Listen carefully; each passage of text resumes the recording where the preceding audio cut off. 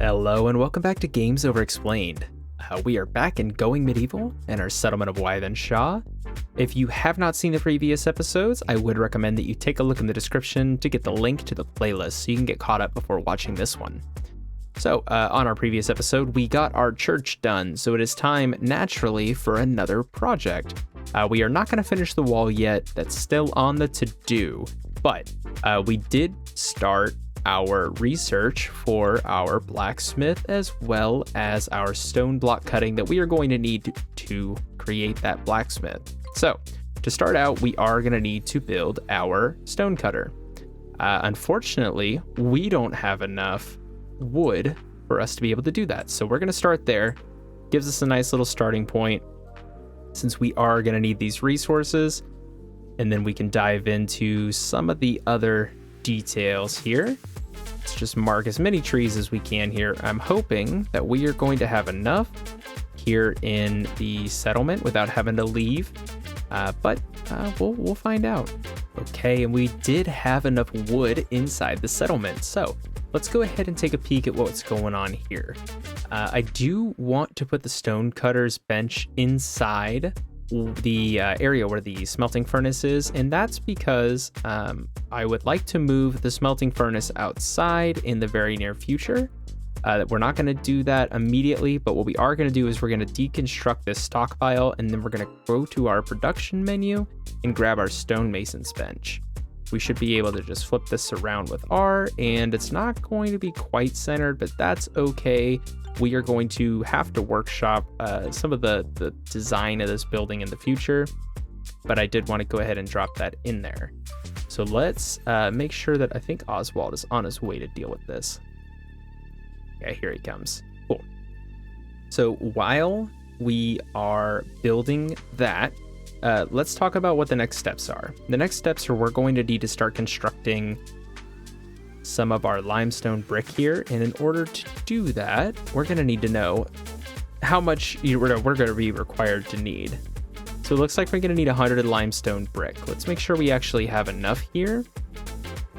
So it looks like 20 limestone becomes 20 limestone brick, so that's easy enough. So really we only need 5 of these, which should give us the 100 that we're needing. So hopefully somebody will take to that. Let's see, what kind of skill set are we requiring here? If we go under here, it is construction 0. So anyone, job type is craft. Okay, so let's make sure we actually have people that are set to craft. We do, but it's kind of a middle of the line responsibility. So we're gonna bump Barry up to 1 so that the second he wakes up, he'll be able to start working on that. So now that it's morning, I'm hoping that Barry is going to run over and start working on this as soon as he's done eating and being entertained. Let's see, where are you off to? Oh, he's playing backgammon with everybody else. Okay, no problem there. We'll let him enjoy his morning. I am going to, yep, we are already on max speed. Fantastic. So once we're done assembling this, the blacksmith's forge is going to go over here. We want to try and avoid covering too much of the salt up, but I think we might only have 1. Let's see. Nope, that's all clay. We'll be good to go. Okay, cool. So let's go ahead and get this area cleared. And that's just in preparation for building the blacksmith's forge itself. Okay, so I realized that they had actually sent the limestone bricks down into the basement, so then I stupidly asked them to move it, and that took quite a while for them to get to. So we do have our limestone bricks moved out. I did want to confirm we do have the 100, so we are good there. I do want to go ahead and let's actually look at something real quick. Now that we have the limestone bricks, we should be able to look at the cost of using limestone brick in walls and other features. So it looks like every wall is 5 limestone bricks, so it's the same as limestone. And let's take a look. I think it's, yeah, just the regular limestone slate roof is our usual suspect there. So let's actually go ahead and I would like to order 10 more of these to have them get started on that, because I think it would be nice to build our blacksmith's forge out of our nicest material. It is going to be integral to our general defensive preparations and offensive preparations, so I think it's probably important to make sure that it's well defended. Additionally, I think it may not end up being the only use for that specific facility, so I think it's a good idea to reinforce that as much as possible. That way we don't have to worry about any issues down the line. Okay, so I was in the middle of trying to redo the building because I started building it and I decided I just really didn't like where it was going, so I had looked at my notes and kind of referenced my original drawing, and we got attacked. So we are going to have to defend ourselves. We do have a pretty high number of enemies coming in. Luckily, none of them seem to have trebuchets, so we should be okay on that front. What happened here? Why are you sleeping over here? Oh, Noda's enjoying entertainment. Interesting. Aren't you supposed to be sleeping? The schedule says they can sleep. Okay, well, let's go ahead and pause for a minute. I'd like to go ahead and draft everybody. Humphrey is set to no weapons. Go ahead and set him to do that. Hopefully, let's see, will he wake up? He's woken up hungry. We might have to force equip something if we have any weapons. I just thought about that. Let's see. What do we have? We have all sorts of fun stuff here. Let's see. Weapons rack. We've got a two-handed flanged mace, iron mace, another war bow. Lots of bows, actually. There's a two-handed mace. Ooh, a good iron longsword. All right. And let's take a look at your skills real quick before we commit to this. So it looks like, it looks like it's not really gonna matter all that much what we tell Humphrey to take. So let's come over here. This was the one with the long sword. I would like to force. Oh, can't do it because the skill level is not high enough. Let's see, what else do we have here? We could do the iron hatchet. It is flimsy, but let's see if we can force him to go ahead and do that. And then, yep, he's en route. So let's go ahead and get everyone moved into position here. I want to grab Noda, and we are going to bring Noda over here. We're going to bring Sinmond up on top of the wall. We're going to bring Oswald over here as well. Coinel on the wall. John over here. Jerry over here. And Barry over here. And then as soon as Humphrey's got the item in his hand, I'm going to draft him and bring him over. That way he can be a part of the festivities, that is watching people try to invade Wythenshawe. These poor guys get attacked so much by the forest bandits, and I really don't know if there's anything we can do to discourage forest bandits. You know, I think I explained it on a previous episode. They are higher, or I guess they're pretty much always aggroed because they are programmed that way, since they're, you know, major enemies. So hard for me to say what really we could do to discourage this kind of behavior. So hopefully we'll be able to just keep rebuffing them like this and not have to worry about it too much. I do want to see here, this is 3.66 DPS and this is 2.79. Can you equip this? Looks like you can. Awesome. So let's go ahead and move you over here, and then I'll go ahead and allow this to be picked up while I'm thinking about it. And there's all sorts of good stuff over here. A good iron knightly sword. Yeah, we need to kind of go through and look at some of the options we have for weapons. Where are these guys? Oh, they're taking the long way around, huh? Like the really long way. They may not even make it here before they time out, but that is okay. We just want to make sure that we actually get through this. Okay, and here they come. We're going to try and defend here as best we can. Wow, somebody got a really good hit on Tudhelm here. You guys need to take the archers out. Come on, focus. Oh, they have so many archers. But we are kind of wearing through them pretty well. I wonder if there's any sort of benefit for being in higher ground, you know, kind of like in Star Wars, where if you have the high ground, you magically win. And before you say in the comments, it's not magic, it's strategy, I have also seen those videos, and they're quite interesting. But I don't know if there's any actual tangible stats that get boosted from being higher up, other than I think their range gets boosted. I don't know. We'll find out. Look at that. We were technically defeated, but in my book, we're winners. We did just fine. Now they all go, and summer is here. There's a lot going on all at once. Let's go ahead and get this stuff cleaned up. I am going to go ahead and pull everyone off of manage. Well, somebody's probably going to pass out from not sleeping, but that is, just a risk we're willing to take here. How did this get up here? Maybe because there's so much stuff on the ground over here, and I don't know. That's interesting. Let's go ahead and set all these guys to allow. Okay, and as I said earlier, there are some bricks on the ground. That's because I had drawn up kind of what I wanted this to look like. And then ultimately I didn't end up following my designs, which, was my first mistake because I had already decided, I really like the way this looks. And it just, it turned out not great. So this is the second pass at this. I am going to bring this out here. Let's do actually our first wall, which will be 14 across. And then over here, we will build this out 14. It'll be 13 because we don't want it to end up with odd measurements. So this should, in theory, be 14 total. Yep, okay. I guess it's not theory, it's just math, which I'm not particularly great at if you guys haven't noticed. So we should build this. Let me think.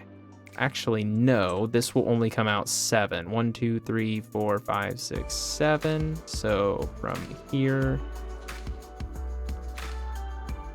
And that should do it. So then we want 1, 2, 3, 4, 5, 6, 7. That should be 7. And then I should be able to bring this across.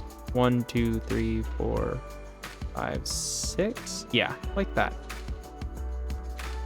And that is going to be mostly even. It's even enough for us. How about that? And then over here, we will put in, let's see, 1, 2, 3, 4, 5, 6, 7. And then we decided over here is 1, 2, 3, 4, 5, 6, 7. So we should be able to put our door in over here. Let's go ahead and do that like so. And that will displace that number there. Then we're going to bring our limestone brick wall and put it here. Now, the trick here is going to be that we actually really want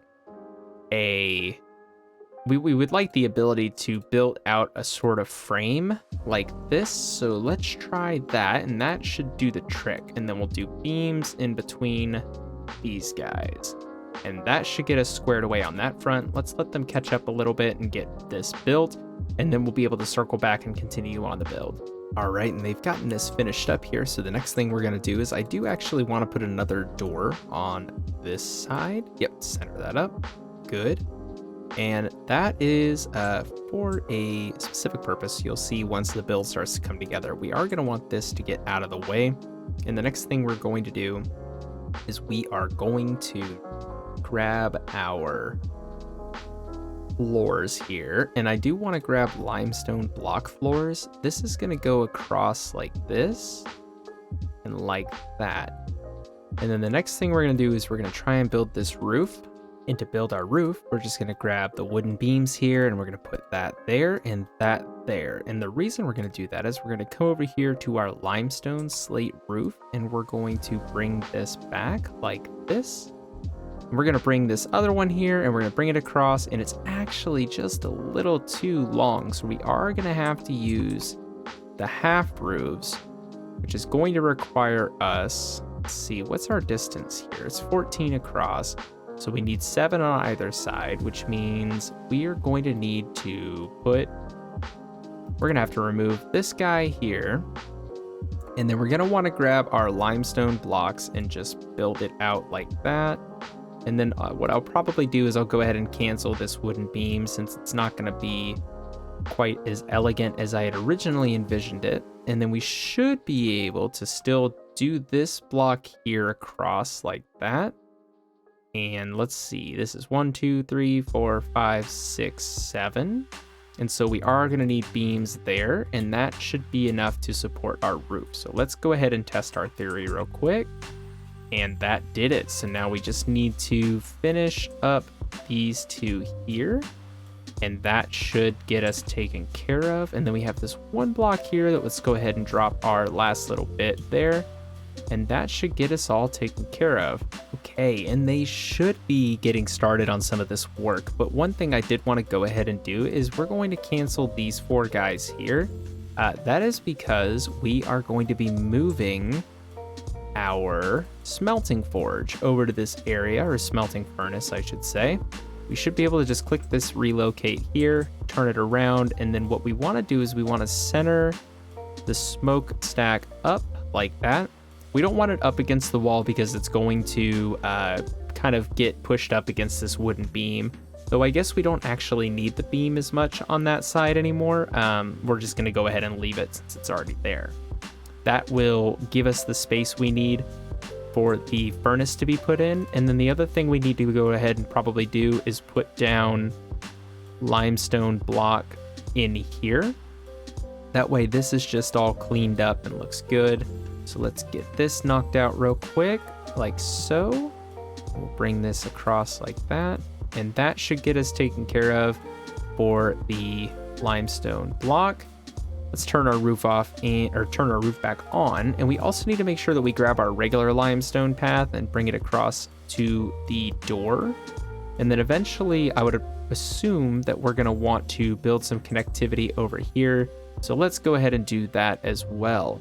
That should run here, and then per our other build through here, which is going to result in them, wanting to destroy the shrub, but we are growing lots and lots of berries on our own, so I don't think it's going to be a huge, massive issue for us.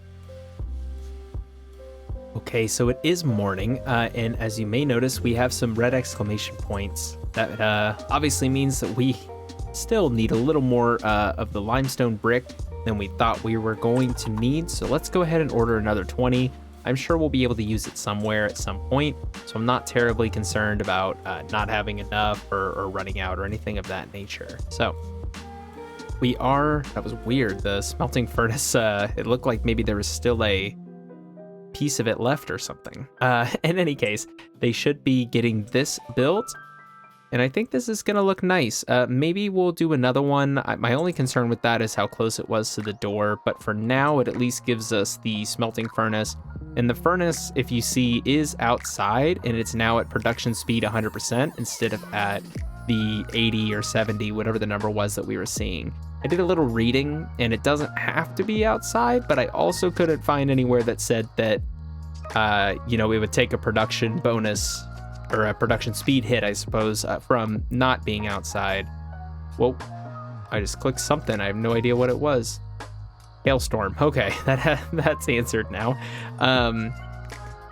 Life comes at you fast. Yeah, so I figured just moving it, first off, it looks good with part of the blacksmith's forge and just kind of what the area feels like it should be built with. So I think it was probably a good call ultimately to move that into the new place that we have moved it. So while they're finishing up building this stuff, we should start decorating the building. And the first thing obviously we're going to need is torches. It wouldn't be a blacksmith shop if we didn't have iron torches. So I think that's probably going to be the right call. So let's go ahead and put these on like so. And then what we're going to do over here is we're just going to put, next to the door like that. And that should get us cleaned up on that front. I also want to put some torches on the inside here, which should provide us plenty of light on the outside. So now let's peel back this roof and take a look at the inside. We are going to want to put down a floor. We have not done so yet, but we'll go ahead and put our torches down. We do know that we're going to need, at a minimum, 2 of the forges, I say at a minimum, but really I just want 2. And they are 4 across, so I'm thinking we'll probably do those on the inside, which means we will put the torches there and there on the outside. And then I'll go ahead and put one that kind of matches on either side here. That way we just have a really nicely well lit area. And the next thing we're going to need to do is go ahead and put in our floor. I don't know specifically what material we want to use. I'm thinking we'll probably just stick with the limestone blocks since it really is the best material we can build with. It's going to be a little expensive, but I don't really mind it, and I think it'll make the shop look really well constructed and defended, most importantly, since the limestone stuff has so many more hit points. So if you look at the regular limestone floor, it has 75 hit points, but the limestone block floor has 200. The same goes for the limestone block walls. That's 800 versus, let's go look at our church real quick, 300. So limestone block truly is the best material we can build with, and I think it's probably our best bet at making sure that we are protecting our buildings as we continue to construct them. Eventually, I would like to go back and get rid of all of the wood buildings and get them upgraded to limestone block, but that is going to take a little bit of time, so it's not something we're going to get to today. A couple more things we can do real quick while we're waiting on them to get finished is grab our blacksmith's forge, and then we can bring it in here and set it up like so, and that should leave room for them to be able to walk through. So we're just going to put the two of them like that. And the other thing we really need to do is get our wall tools up. It is going to turn into a workshop, so we'll be able to get some of that bonus off of it. I do want to make it look really sharp with all the different tools that they may have, so we are going to do it up a little bit and set some here and here, and then let's do a couple more on the other side like that, and then maybe one here. That seems a little excessive. Let's just leave it the way we have it now. I think it'll look good no matter what we do. I'm actually really excited about this build. I think it looks pretty sharp. It's a little blocky, but I'm trying to learn how to play this game without relying so much on structures like these, which are very blocky, whereas this one at least is a little broken up if you look at it from this perspective. Okay, so they have finished the last touches that they had on the interior, so let's take a quick tour of what we've done here. As I mentioned earlier, we do have the smelting furnace outside, which is really nice. The production speed is at 100%, so now it should be able to actually be usable instead of being so slow like it has been. Let's go ahead and pop open the roof and take a look at the inside. We do have our dual forge here, and it is receiving the production bonus for being in a workshop, which is fantastic. It's actually pretty well lit. It has lots of torches everywhere, as well as our wall tools here so that they can actually utilize the tools of the trade and be able to work on the forge appropriately. We are able to smelt items for metal in the forge itself, so we don't necessarily need the smelter outside of being able to produce the ingots themselves. I don't think the forge can do that. Yeah, so these two share a little bit of functionality, but not totally. So I think this looks good. I'm pretty pleased with the way this build came out. Let's do a quick little tour here in screenshot mode. Turn the UI off for you. So it does look good. I think it really kind of fits well. The roof doesn't perfectly align here. That's just an unfortunate part of using the roofs, as well as doing two halves like this the way I have, where it doesn't have the capper on the top of the roof. That's another little irritation, but it is a game. It's an early access game still, so I do think that it looks very good with how we've built it. But let me know what you think in the comments. I'm trying to do more of these builds like this so that we can focus up on developing different parts of the civilization or the settlement, now that we've kind of solidified our food production as well as our defense. So that's going to do it for today's episode. If you liked this video, please consider giving it a like. And if you want to see more content like this in the future, please consider giving me a subscribe. I do at least one video a week, and I'm trying to increase that. So any support you could give for the channel is very much appreciated. This was Games Over Explained, playing Going Medieval, and we'll see you next time.